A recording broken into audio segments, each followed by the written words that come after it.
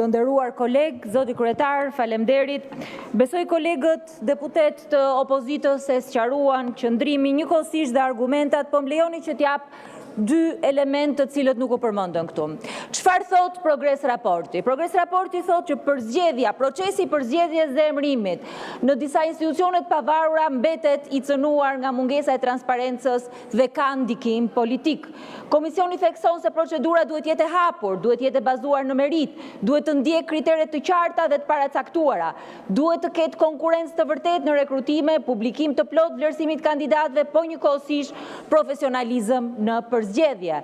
Nga ana tjetër, kërkon procedura dhe transparente dhe të depolitizuara për të siguruar integritet dhe pavarësi institucionale. Thënë kjo, çfarë ka ndodhur me procedurën për zgjedhjen e avokatit të popullit deri më sot? Mbas hapjes së thirrjes, Komisioni i Ligjeve dëgjoi të gjithë kandidatët të cilët kishin shprehur interesin për pozicionin e avokatit të popullit. Disa prej tyre në mënyrë individuale kishin marrë dhe kishin mbledhur firma të cilët nuk përfaqësojnë vullnetin e grupit politik, vullnetin politik të grupit parlamentar të Partisë Demokratike.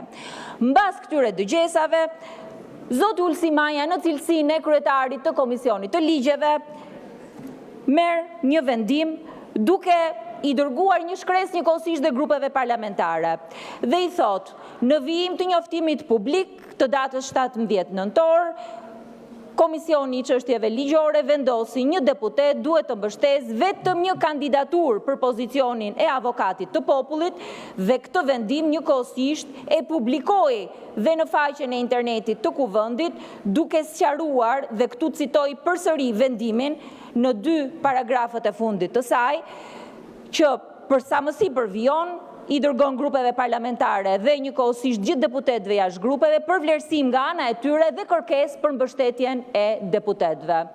Grupi parlamentar i Partisë Demokratike nuk ktheu asnjë përgjigje për mbështetje mbas kërkesës tuaj të kandidatëve për avokatin e popullit, por ju nisi një shkresë dhe ju kërkoi që të bëjmë një procedurë të bazuar mbi disa kritere të mirë pranuara dhe të zgjedhim një avokat populli i cili do të sigurojë që ka kontroll dhe balancë në institucion.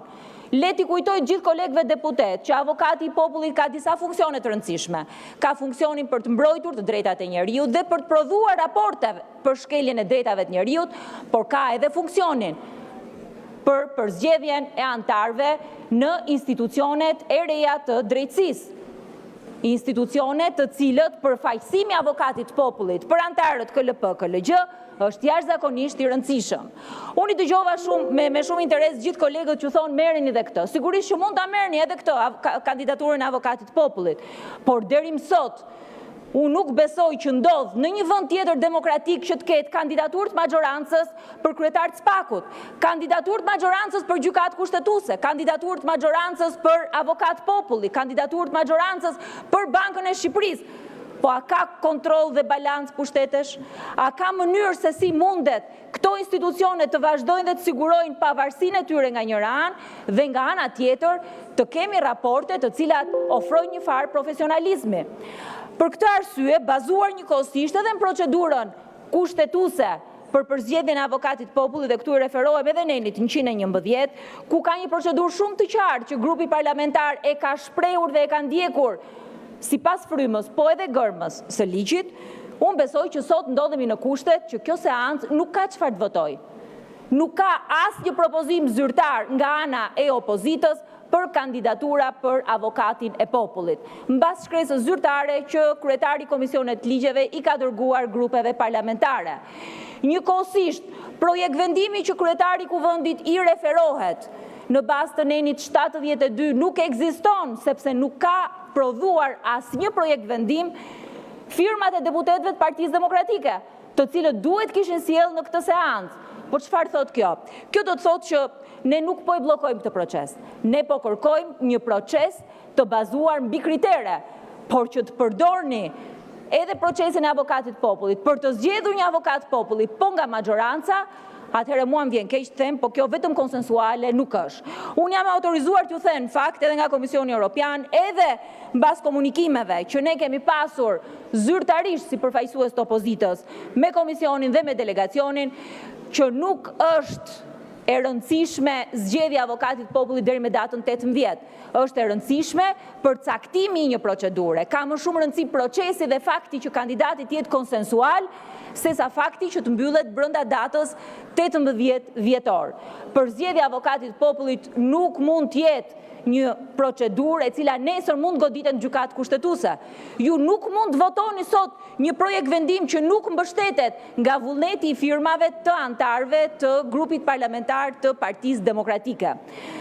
Ne jemi gati që të dorëzojmë zyrtarish në përgjigje të shkresës së zotit Ulsi Maja, që deri më sot nuk ka përgjigje, kandidaturat që opozita mbështet, të bëjmë një proces transparent, të bëjmë një proces gjithëpërfshirës dhe t'i japim Shqipërisë një avokat populli i cili ka një proces ku përfshihen të gjithë palët politike, jo si pazar.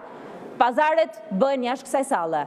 Në këtë sallë këtu ka proces i cili mbështetet nga të gjitha palët. As edhe si llogari se çfarë i duhet nesër majorancës për të zgjedhur antarët e KLP-s e KLG-s, apo çfarë i duhet nesër majorancës për të prodhuar raporte për situatën në burgjen para burgime e për minimumin jetik.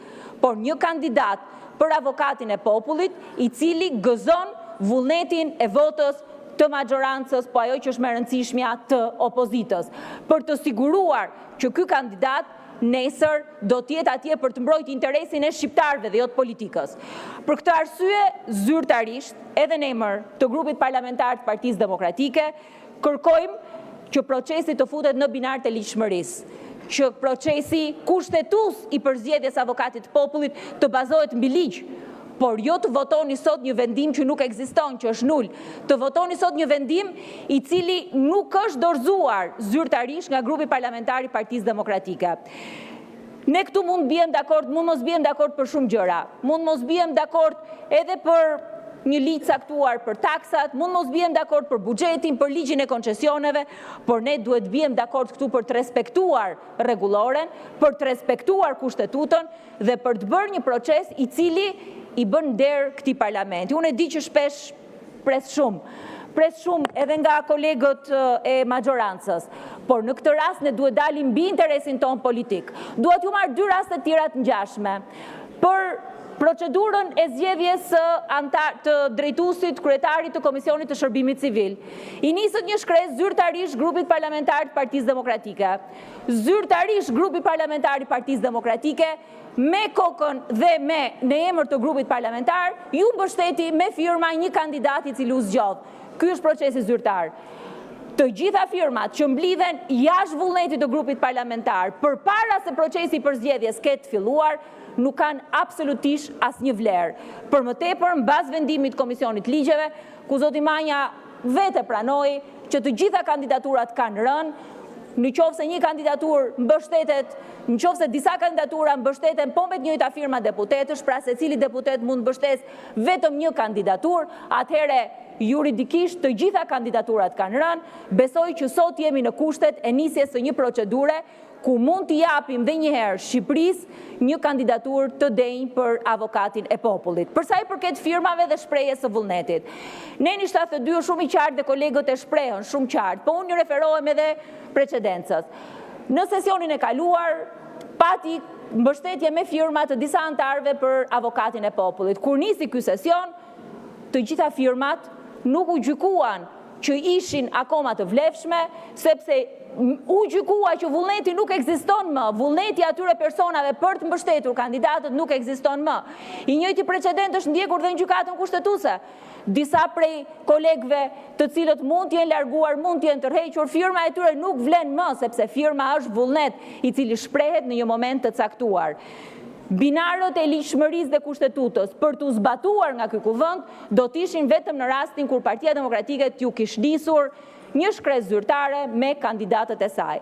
Kështu që edhe një herë përsëris le të zgjedhim një avokat populli, bazuar mbi ligjin, mbi rregulloren, mos krijoni një ngërç tjetër kushtetues me zgjedhjen e një drejtuesi të një organi kaq të rëndësishëm dhe le t'i japim qytetarëve shqiptar një avokat populli që ka mbështetje të gjerë. Jo një avokat populli të maxhorancës, jo të socialistëve, jo të pushtetit, por një avokat populli për qytetarët. Faleminderit. Faleminderit. Kush e do fjalën për mendimin kundër? Po, zoti Ulsimania në emër të maxhorancës. Kryetari i Komisionit Çështjeve Ligjore.